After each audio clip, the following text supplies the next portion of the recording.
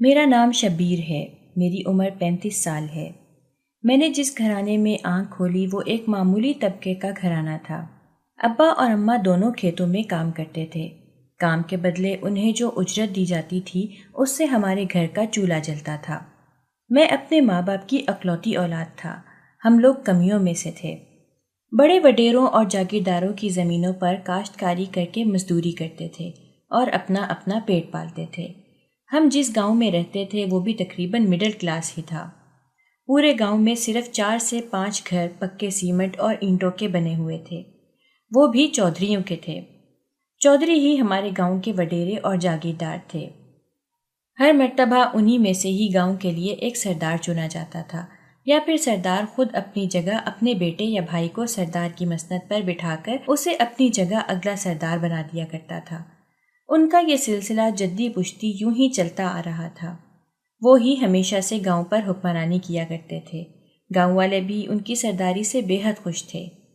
اس بات میں کوئی شک نہیں تھا کہ وہ لوگ اچھے سردار تھے۔ ہاں، ذرا اصولوں کے سخت تھے، مگر سرداری پھر نام ہی تو اسی چیز کا تھا۔ سرداری ٹکی ہی تو اس چیز پر تھی۔ وہ سرداری ہی کیا تھی کہ جس میں کوئی اصول نہ ہو۔ مگر اب ایسا لگ رہا تھا کہ جیسے ان کی سرداری پر مہر لگنے والی تھی، یا پھر ان کو کسی کی نظر لگ گئی تھی، کیونکہ جہانگیر چودھری جو گاؤں کا حالیہ سردار تھا وہ اپنے ماں باپ کا اکلوتا بیٹا تھا۔ اس کے علاوہ اس کی ایک بہن تھی جو شادی شدہ اور اپنے گھر والی ہو گئی تھی۔ جہانگیر چودھری نے 3 شادیاں کی ہوئی تھیں۔ اس کی پہلی شادی 22 سال کی عمر میں ہوئی تھی۔ وہ شادی اس کی اپنی پسند اور مرضی سے ہوئی تھی۔ اس سے اس کی 3 بیٹیاں پیدا ہوئی تھیں۔ اس نے 28 سال کی عمر میں بیٹے کی خواہش کے لیے دوسری شادی کی تھی، مگر پھر بھی اس کی یہ خواہش پوری نہ ہو سکی تھی۔ دوسری بیوی سے بھی اس کی 2-4 بیٹیاں ہوئی تھیں، جن میں سے 2 پیدائش کے وقت ہی مر گئی تھیں۔ جہانگیر چودھری کو جب یہاں سے بھی بیٹے کی کوئی امید نظر نہ آئی تھی تو وہ تیسری بیوی لے آیا تھا۔ اب کی بار جب اس کی بیوی حاملہ ہوئی تو اسے پورا یقین تھا کہ اس مرتبہ اس کا بیٹا، اس کا فرزند، اس کا جانشین اور گاؤں کا اگلا سردار ہی دنیا میں تشریف لائے گا۔ مگر افسوس کہ اس مرتبہ بھی اس کی خواہش پوری نہ ہو سکی تھی، اور اس مرتبہ بھی بیٹے کے بجائے اس کی 2 جڑواں بیٹیوں نے اس کے آنگن میں آنکھ کھولی تھی، جنہیں گود میں لے کر وہ رو پڑا تھا۔ ایسا نہیں تھا کہ اسے اپنی بیٹیوں کی پیدائش پر کوئی دکھ ہوا ہو۔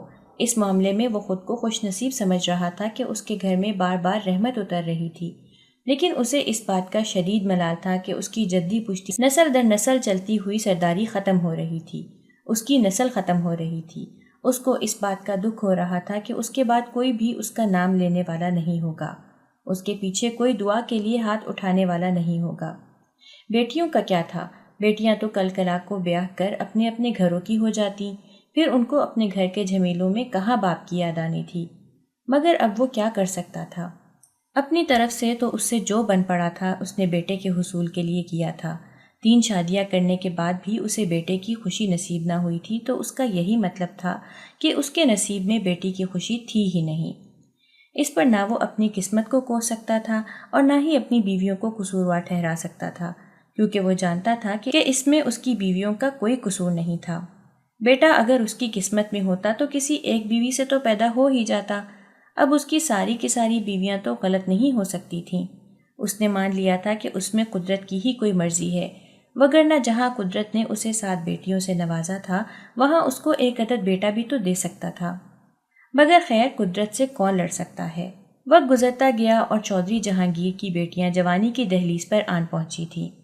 اس نے اپنی بیٹیوں کی پرورش میں کسی طرح کی کوئی کسر نہیں چھوڑی تھی۔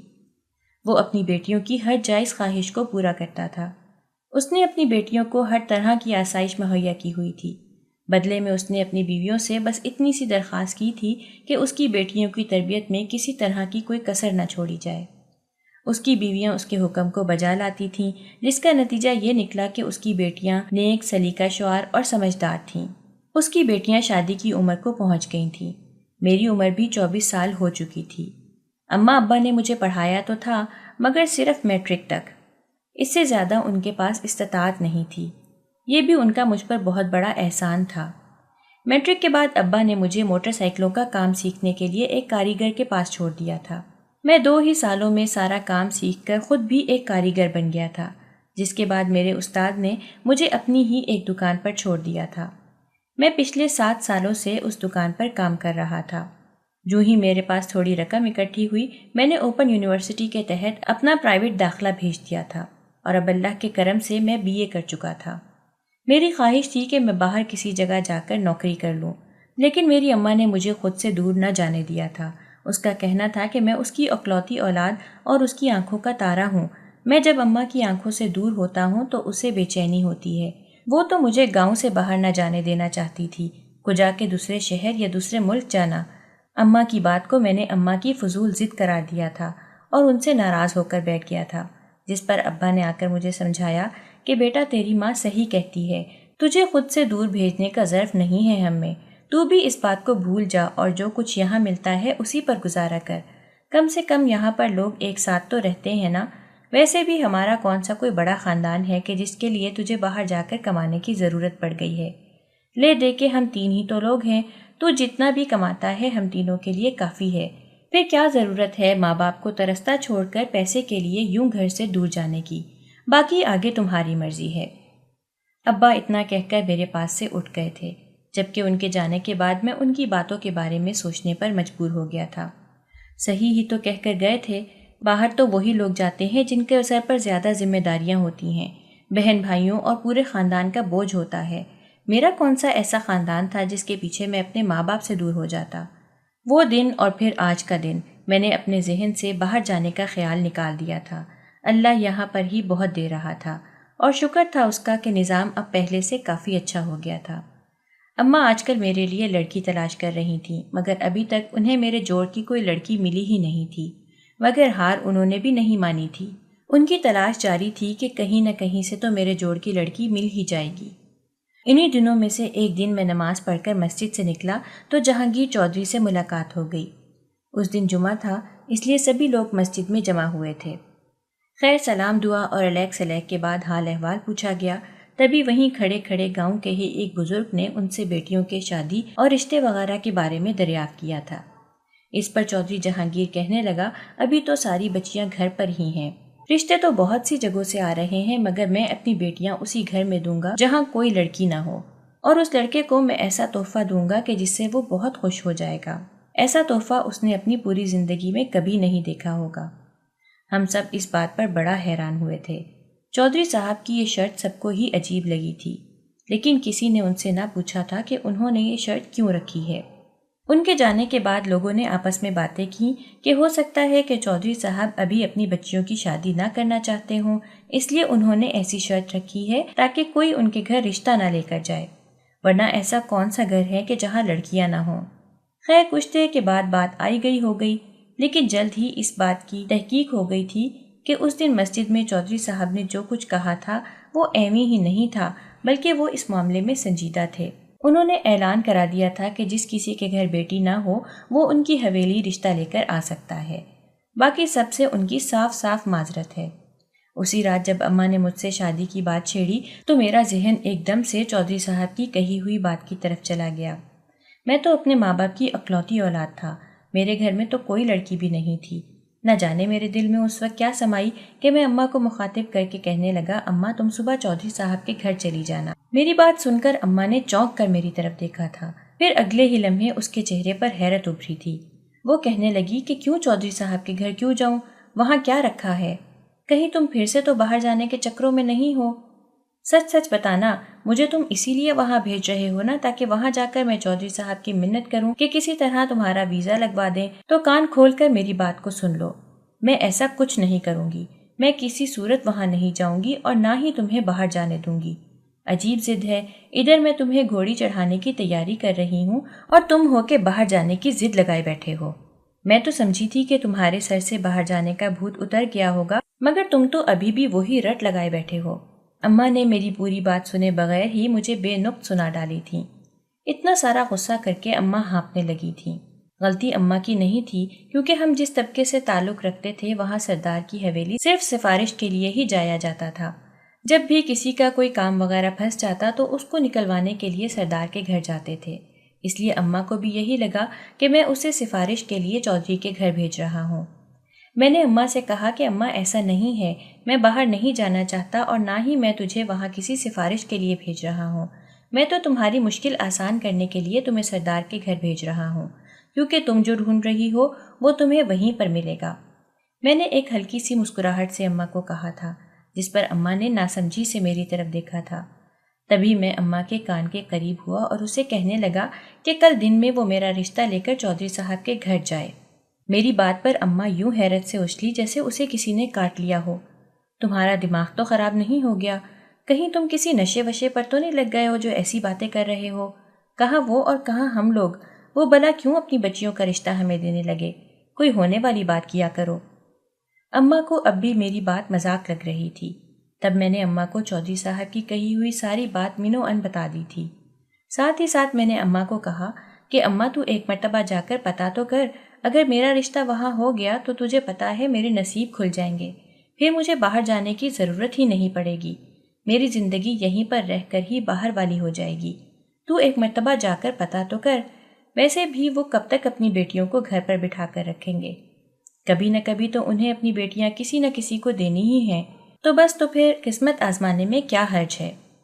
میری بات سننے کے بعد اماں تھوڑی دیر کچھ سوچتی رہی، تبھی پھر کہنے لگی کہ مجھے لگتا تو نہیں ہے کہ وہ لوگ ہم جیسے لوگوں کے ساتھ رشتہ داری کریں گے، لیکن اگر تم کہہ رہے ہو تو میں کل جا کر ہو آؤں گی۔ اگلے ہی دن میں نے اماں کو ڈھیر سارے فروٹس اور مٹھائیاں لے کر دی تھیں۔ اب بندی خالی ہاتھ رشتہ لینے پہنچ جائے تو اچھا تھوڑی نہ لگتا ہے۔ اماں ظہر کے وقت گھر سے گئی تھیں۔ اپنے ساتھ وہ پڑوس کی ایک خالہ کو لے کر گئی تھیں۔ وہ اماں کی سہیلی بھی تھیں۔ اماں یا خالہ کو کہیں بھی جانا ہوتا تو دونوں ایک دوسرے کے ساتھ جاتی تھیں۔ اماں کو گئے پورا گھنٹہ ہو گیا تھا، مگر نہ تو اماں واپس آئی تھی اور نہ ہی اس کی کوئی خبر۔ میں گھر کے صحن میں ٹہلتا ہوا بڑی بے صبری سے اماں کی واپسی کا انتظار کر رہا تھا، کیونکہ مجھے اماں کے منہ سے خوشخبری سننی تھی۔ بالآخر عصر کے وقت میرا انتظار ختم ہوا تھا اور اماں کی واپسی ہوئی تھی۔ اماں جاتے وقت جتنی نا امید اور مایوسی والا منہ بنا کر گئی تھی، واپسی پر اس کا منہ مارے خوشی کے اتنا ہی چمک رہا تھا۔ میں نے اماں سے پوچھا کہ اماں کیا ہوا، تو جواب میری توقع کے عین مطابق آیا تھا۔ اماں نے کہا کہ انہوں نے میرے رشتے کو قبول کر لیا تھا، وہ لوگ جلد ہی منگنی اور شادی کرنا چاہتے تھے۔ اماں ایک ہفتے بعد انہیں منگنی کا کہہ آئی تھیں۔ خالہ نے پورے محلے میں بتا دیا تھا کہ میرا رشتہ چودھریوں کے گھر ہو گیا ہے۔ جو بھی سنتا پہلے پہل اسے مذاق ہی لگتا، کیونکہ ہم لوگ حیثیت میں ان سے بہت کم تھے، مگر وہ کہتے ہیں نا کہ جوڑے آسمانوں پر بنتے ہیں۔ میرا اور ساجدہ کا جوڑ آسمان پر بنا تھا۔ دونوں طرف سے منگنی اور شادی کی تیاری ساتھ ساتھ شروع کر دی گئی تھی۔ ہفتہ کیسے گزرا پتہ ہی نہیں چلا تھا۔ آخر منگنی کا دن آن پہنچا تھا، جس کا مجھے بے صبری سے انتظار تھا۔ یوں جس کو کوئی ذرا سا بھی شک رہ گیا تھا وہ بھی دور ہو گیا تھا۔ سب کو یقین آ ہی گیا تھا کہ میں چودھری صاحب کا داماد بننے جا رہا تھا۔ منگنی کی رسم خیر و عافیت سے انجام کو پہنچی تھی۔ منگنی کے 10 دن بعد ہی میری شادی تھی۔ ساجدہ بیاہ کر میرے گھر آ چکی تھی۔ چودھری خاندان نے ہم سب کو بہت عزت دی تھی۔ شادی کی رات جب میں کمرے میں جانے لگا تو میرے دوستوں نے مجھے گھیر لیا تھا اور مجھے اپنے ساتھ بیٹھک میں لے گئے تھے۔ میں رات گئے تک دوستوں کے ساتھ بیٹھا رہا تھا۔ آدھی رات کو جب میری جان بخشی ہوئی تو میں مسرور سا کمرے میں داخل ہوا تھا۔ میں خوشی سے اپنے کمرے کو دیکھ رہا تھا جس کا آج نقشہ ہی بدل چکا تھا۔ وہ کمرہ جس میں صرف ایک چارپائی، کرسی میز اور ایک سیکنڈ ہینڈ صوفہ لگا ہوتا تھا، آج اس کمرے میں چاروں طرف قیمتی اور نفیس چیزیں دکھائی دے رہی تھیں۔ قیمتی اور خوبصورت بیڈ، الماری، شوکیس، ڈریسنگ، نیا صوفہ اور فرش پر بچھا نفیس اور ملائم قالین، جس پر پاؤں رکھتے ہی مجھے ایسا محسوس ہوا کہ جیسے میں نے کسی مخمل پر پیر رکھا ہو۔ میں نے اپنی بیوی کی طرف دیکھا تھا جو بیڈ گراؤنڈ سے ٹیک لگائے بیٹھے بیٹھے سو گئی تھی۔ اس کی تیاری بھی بہترین تھی، شاید وہ شہر کے کسی پارلر میں جا کر تیار ہو کر آئی تھی۔ اس کے جسم پر سونے کے بھاری زیورات تھے۔ ہماری طرف سے بھی اسے 3 تولے کا زیور دیا گیا تھا جو اماں نے میری کمائی کی بچت سے 1-1 روپیہ جوڑ کر بنایا تھا۔ زیور اماں نے بہت پہلے ہی بنا کر رکھا ہوا تھا، مگر اس وقت میری دلہن نے اپنے میکے سے لائے گئے زیورات پہنے ہوئے تھے۔ میں آرام سے چلتا ہوا آ کر بیڈ پر بیٹھ گیا تھا۔ میرے بیٹھنے سے وہ ایک دم سے جاگ گئی تھی۔ آنکھیں کھول کر پہلے تو اس نے اجنبی نظروں سے چاروں طرف دیکھا تھا، جیسے سمجھنے کی کوشش کر رہی ہو کہ آخر وہ تھی کہاں، مگر جوں ہی اس نے مجھے اپنے سامنے بیٹھے ہوئے دیکھا تھا وہ سب سمجھ گئی تھی۔ ایک دم ہی وہ مجھ سے جھجکی اور پھر سیدھی ہو کر بیٹھ گئی تھی۔ اس کی یہ حرکت میرے چہرے پر مسکراہٹ لے آئی تھی، جسے میں نے بڑی مشکل سے چھپایا تھا۔ میں نے اس کا حال چال پوچھ کر بات کرنے کا آغاز کیا تھا اور جب تھوڑی دیر بعد میں نے اپنا اور اس کا تعارف کر اور کروا لیا تو میں نے اسے کہا کہ وہ جا کر چینج کر لے، ایزی ہو کر آ جائے۔ میری بات سن کر وہ اپنا بھاری بھرکم لباس سنبھالتی ہوئی بیڈ سے اٹھی تھی اور واش روم کی جانب بڑھ گئی تھی۔ کمرے کے ساتھ اٹیچ واش روم تھا، ہم نے یہ 15 دن میں تیار کروایا تھا۔ خیر، اس کے جانے کے بعد میں بھی اپنے کپڑے لے کر باہر کے واش روم میں آ گیا تھا اور وہاں آ کر فریش ہو کر میں نے بھی کپڑے بدلے تھے۔ واپس میں کمرے کی طرف جانے لگا تو اماں نے مجھے دودھ کا گلاس دیا اور مجھے کہا کہ یہ آدھا آدھا دونوں پی لینا۔ میں نے اماں کا شکریہ ادا کیا تھا اور دودھ کا گلاس لے کر کمرے میں آ گیا تھا۔ ساجدہ ابھی تک باہر نہ آئی تھی۔ میں نے دودھ کا گلاس سائڈ ٹیبل پر رکھا اور پھر لیٹ گیا تھا۔ آدھے گھنٹے بعد ساجدہ آرام دہ کپڑوں میں کمرے سے باہر آئی اور اس نے اپنا لباس الماری میں لٹکایا اور پھر سارے زیورات اٹھا کر میرے پاس لے آئی تھی اور مجھ سے پوچھنے لگی کہ میں ان زیورات کو کہاں رکھوں۔ اس پر میں نے اسے کہا کہ ابھی ان سب کو یہاں دراز میں ڈال دو، صبح یا اماں کو دے دینا یا پھر جہاں تمہاری مرضی آئے سنبھال کر رکھ لینا۔ اس نے دراز کھول کر سارے زیورات اس میں ڈالے تھے اور پھر بیڈ پر آن بیٹھی تھی۔ میں نے اسے پینے کے لیے دودھ کا گلاس پیش کیا تھا، اس نے دودھ پیا۔ میں نے وقت دیکھا تو رات کے 3 بج رہے تھے۔ میں نے اسے سو جانے کا کہا اور خود بھی سو گیا۔ مجھے سو 1 گھنٹہ ہی گزرا تھا کہ جب میری آنکھیں کسی احساس کے تحت کھلی تھی۔ میں نے وقت دیکھا تو گھڑی 3:45 کا وقت دکھا رہی تھی۔ میں نے اپنے برابر میں دیکھا تو میری بیوی غائب تھی، بیڈ خالی تھا۔ میں نے گردن گھما کر دیکھا تو میری بیوی مصلے پر سر رکھے نماز ادا کرنے میں مصروف تھی۔ نہ جانے اس میں ایسی کیا کشش تھی کہ میں مسلسل اسی کو دیکھے جا رہا تھا۔ کافی دیر یوں ہی اسے دیکھتے رہنے کے بعد مجھے خیال آیا کہ اس کا سجدہ بہت لمبا ہو گیا ہے، اب تک تو اسے سجدے سے سر اٹھا لینا چاہیے تھا، مگر وہ سر کیوں نہیں اٹھا رہی تھی؟ میں نے وہیں بیڈ پر بیٹھے بیٹھے اسے آوازیں دی تھی مگر اس نے کوئی جواب نہیں دیا تھا۔ میں اپنا بستر چھوڑ کر اٹھا اور چلتے ہوئے اس کے پاس جا کر بیٹھ گیا تھا۔ میں نے اسے کندھے سے پکڑ کر ہلایا تھا تاکہ وہ اٹھ سکے، مگر اگلے ہی لمحے ڈڑاپ کی آواز کے ساتھ وہ ایک طرف کو ڈھہ سی گئی۔ مجھے یکدم کسی انہونی کا احساس ہوا تھا۔ میں نے ڈرتے ڈرتے اس کا چہرہ سیدھا کیا تھا۔